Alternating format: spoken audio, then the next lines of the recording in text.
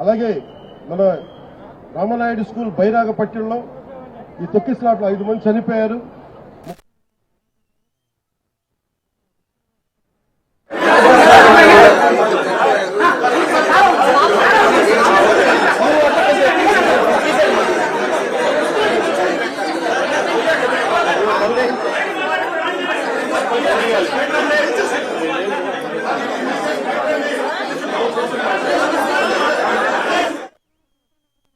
ఒక నిర్లక్ష్యం అయితే చూపించారు అందరూ.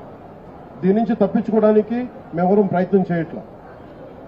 అంటే మనం ఒక చేసి పోలీస్ బందోబస్తు, ఇప్పుడు నేను వచ్చేస్తే చూశారు మీరు, బందోబస్తు ఉందా అంటే ఉంది, పోలీసులు ఉన్నారా అంటే ఉన్నారు, డ్యూటీ చేశారా అంటే చెప్పే వాళ్ళకు ప్లానింగ్ లేదు, డిజాస్టర్ మేనేజ్మెంట్.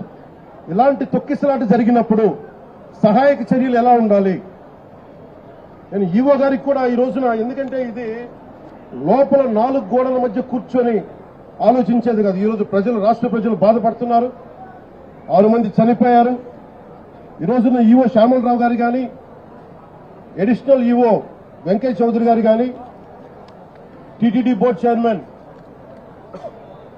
మీరందరూ కూడా, టీటీడీ బోర్డు మీరు బాధ్యత తీసుకోవాలి. దీని మీద తప్పులు ఎక్కడ జరిగినాయి, ఎందుకు పోలీసు సకాలంలో స్పందించలేదు, ఎందుకు రాత్రి ఇచ్చే టికెట్లు 9 గంటలకు ఇవ్వాల్సిన టికెట్లు 7 నుంచి ఎందుకు ప్రజల్ని మీరు నుంచోబెట్టారు, ఎందుకు లైట్లు బిగించలేదు, వ్యక్తులు చేసిన తప్పులు రాష్ట్ర ప్రభుత్వం మీద పడుతున్నాయి. ఈ రోజున ముఖ్యమంత్రి గారు దీనికి ఆయన ఇబ్బంది పడతా ఉన్నారు.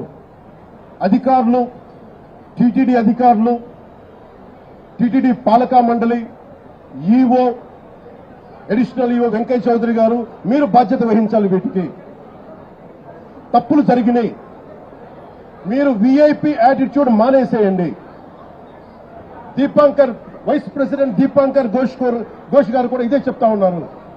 ప్రతి టెంపుల్లో వీఐపీ ఫోకస్ ఎక్కువైపోయింది. మనకు కావాల్సింది నాట్ అబౌట్ వీఐపీ ఫోకస్ కాదు, మనకు కావాల్సింది సగటు భక్తుడు, సామాన్య భక్తుడు వచ్చి క్షేమంగా ఇంటికి వెళ్ళాలి. దానికి చర్యలు మీరేం తీసుకుంటున్నారు? ఈ దృష్టితో ఆలోచించకపోతే ఇలాంటి దృష్టాంతాలు, దుర్ఘటనలు మళ్లీ జరిగే అవకాశాలు ఉన్నాయి.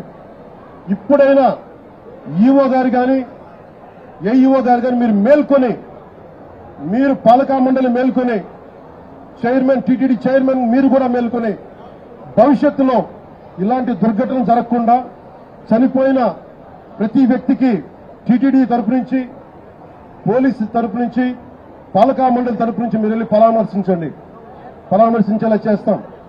అలాగే ముఖ్యమంత్రి గారు దాని మీద ఎక్స్గ్రేషియా ప్రకటిస్తారు.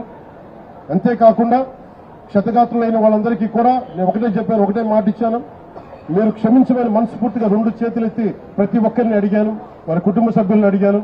అలాగే మీరు నయమయ్యాక, చికిత్స పూర్తయ్యాక మిమ్మల్ని టీటీడీకి మళ్లీ స్వామివారి దర్శనం చేయించి మళ్లీ మిమ్మల్ని ఇంట్లో దింపుతామని తెలియజేసిన వాళ్ళందరికీ ఈ బాధ్యత రాష్ట్ర ప్రభుత్వం తీసుకుంటుంది. ఇది కలెక్టర్ గారికి కూడా ప్రత్యేకంగా నేను తెలియజేస్తా ఉన్నాను. ఇది ఇంకెప్పటికీ ఇలాంటి సంఘటనలు జరగకూడదు. ఈ వీఐపీ ట్రీట్మెంట్ ఆగిపోవాలి. వీఐపీ ఫోకస్ నుంచి కామన్ మెన్ ఫోకస్ కి రావాలి ప్రతి టెంపుల్. నేను అదే కోరుకుంటా ఉన్నాను. సార్, ఇప్పుడు ప్రతి టెంపుల్లో కానీ నార్త్ ఇండియాలో కానీ క్రౌడ్ మేనేజ్మెంట్ సంబంధించి టికెట్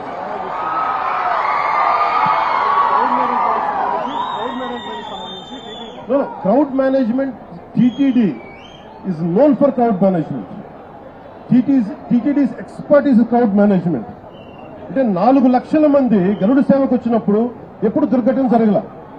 2500 మంది జరిగినప్పుడు కొంతమంది అంటున్నారు దీంట్లో ఏదైనా కావాలని చేశారా, కావాలని మూసేశారా, కొంతమంది పోలీస్ శాఖలు ఉద్దేశపూర్వకంగా చేశారా, దీన్ని కూడా దృష్టిలో చెప్పమంటున్నారు.